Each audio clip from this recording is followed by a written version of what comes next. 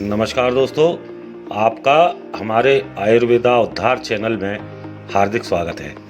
नमस्कार दोस्तों, आज हम कफ चिंतामणि रस के बारे में चर्चा करेंगे। कफ चिंतामणि रस के सेवन से वात और कफ के रोग नष्ट हो जाते हैं।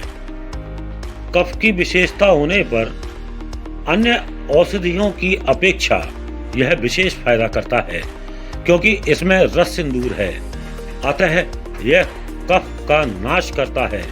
यह बाजीकरण तथा पौष्टिक रसायन भी है।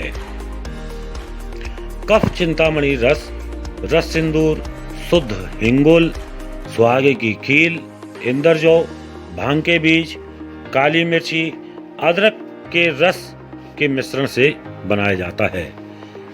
कफ चिंतामणि रस की 1 से 3 गोली अदरक का रस तथा शहद से या रोगानुसार अनुपात के साथ देने से अत्यंत लाभ करता है।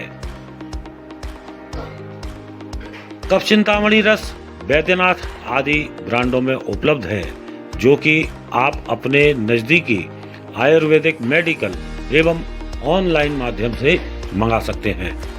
दोस्तों, अगर आप अन्य आयुर्वेदिक दवाइयों की जानकारी चाहते हैं तो कृपया आयुर्वेदिक उद्धार की प्लेलिस्ट को अवश्य देखें। अगर आपको ये वीडियो अच्छी लगी है तो दोस्तों कृपया इसे लाइक करें और साथ ही इस चैनल को सब्सक्राइब करें।